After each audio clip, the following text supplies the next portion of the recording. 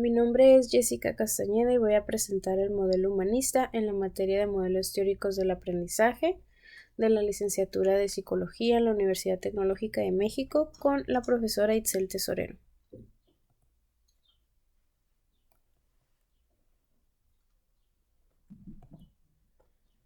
La definición de humanismo hace hincapié al ser humano como su nombre lo dice. El enfoque humanista estudia los significados de las experiencias de los seres humanos en situaciones reales, tal como ellas ocurren espontáneamente en la vida cotidiana.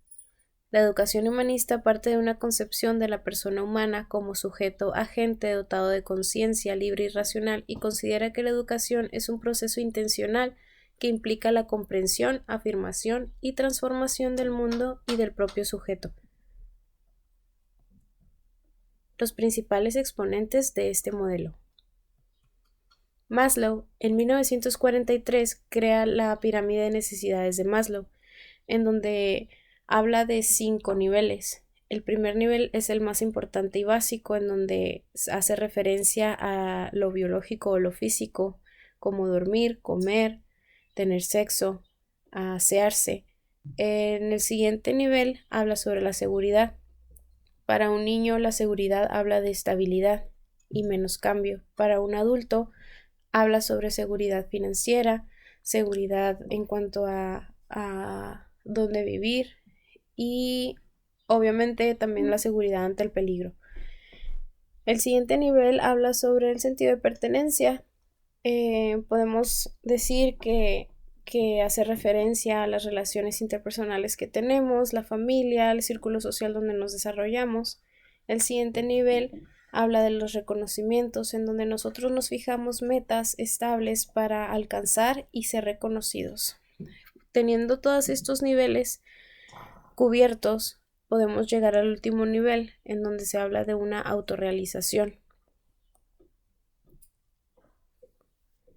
El proceso de aprendizaje, según Maslow, consta de 4 etapas. En la primera etapa, en donde se habla de una incompetencia inconsciente, donde la persona está en un estado natural que no sabe algo. En la segunda etapa hay una incompetencia consciente. El individuo sabe que no sabe algo. Y la tercera etapa, cuando ya lo sabe, tiene que estar consciente de lo que está haciendo y poner la atención necesaria para que se desarrolle de manera adecuada. En la cuarta etapa habla de una competencia inconsciente, en donde ya estamos acostumbrados a realizar ciertas actividades o a pertenecer a ciertas situaciones y nosotros reaccionamos de manera inconsciente, o como comúnmente lo decimos, que nos movemos en automático, ¿no? Carl Rogers habla sobre una postura no determinista. La relación entre las normas sociales y los deseos inconscientes ya no determinan la conducta de las personas y tampoco a la biología per se, describiendo al ser humano como un agente activo en el desarrollo personal. La buena salud mental es el estado natural del ser humano.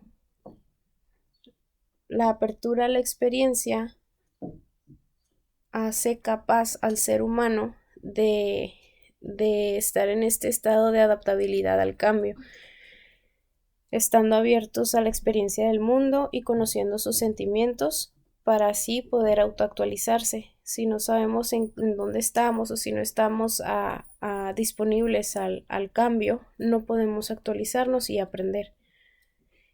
En esta actualización tenemos un ajuste casi perfecto con los objetivos y metas vitales del individuo.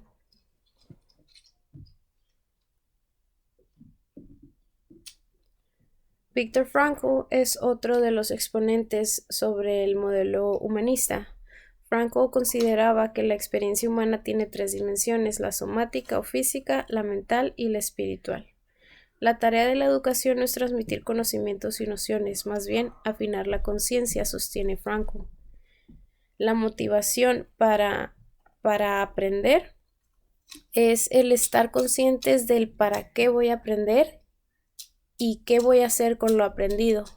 Entonces el propósito de las cosas da sentido a la motivación del aprendizaje. La vida tiene sentido bajo cualquier condición, sostiene Frankl. Entonces esta resiliencia al cambio desarrolla nuevas cosas y nuevos aprendizajes. Esta capacidad de decidir aprender, porque ahora ya estamos motivados con un propósito. El aprendizaje según Rogers. En este caso vamos a hablar sobre el nivel educativo que es el kinder. El enfoque humanista se enfoca en el estilo de aprendizaje del alumno, por lo que el profesor se debe adaptar a todos ellos. Bajo este contexto educativo, vamos a hablar de 3 características que tiene que tener el educando y el educador para que se produzca el proceso de enseñanza-aprendizaje. Las características del educador en cuanto a su actitud: debe tener la disponibilidad a aprender la forma en que el alumno se desarrolla y conocer características o virtudes principales para poder adecuar los procesos de aprendizaje eficientes. Se autonivela a jugar y aprender junto con sus alumnos. En este sentido se puede decir que el educador muestra una apreciación del alumno.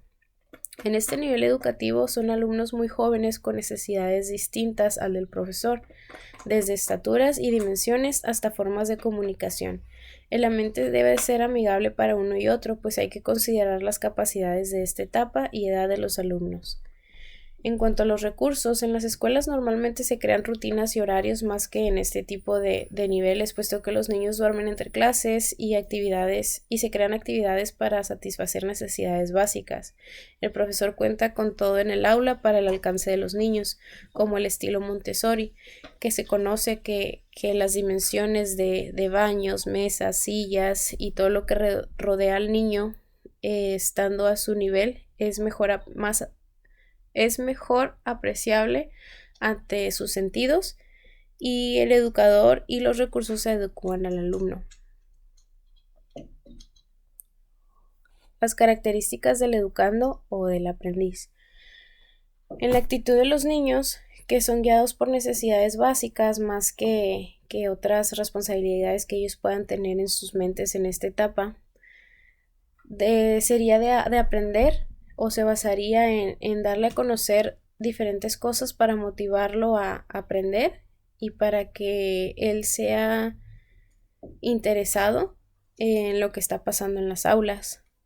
Rogers establece que el ser humano es un ser que constantemente está cambiando y actualizando sus procesos y desarrollos, como ya lo habíamos mencionado.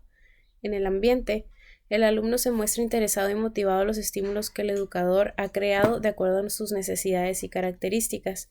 Rogers dice que el mismo alumno evalúa el aprendizaje, sabe si responde sus dudas y si satisface sus necesidades. En cuanto a los recursos, los niños van creando una seguridad y sentido a las cosas que está aprendiendo y descubriendo. Estos recursos y estas capacidades de adaptabilidad con la toma de decisiones son las que se van creando en cada uno de ellos, y muestra una dependencia de pensamiento y emociones dentro del niño que da pie a que la enseñanza sea significativa y libre de expresión en el niño. Muchas veces cuando empezamos la escuela, pues todo esto es nuevo para ellos, porque ellos están acostumbrados tal vez a estar en casa, en un ambiente diferente al que tenemos en las escuelas, y ellos tienen que adaptarse al nuevo sistema en el que se les va tal vez a mostrar diferentes hábitos, diferentes rutinas. Y en esta etapa se crean sentidos de decisiones en los niños, donde, como dice Rogers, ellos todos los días están aprendiendo cosas nuevas porque son muy receptivos. Son muy receptivos y muestran atención a detalles que comúnmente un adulto ya las pasa por alto.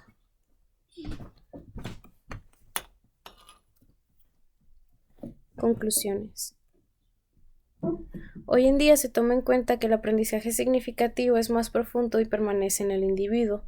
Se crea un vínculo entre el aprendiz y el educador, creando un constante desarrollo y aprendizaje para las dos partes.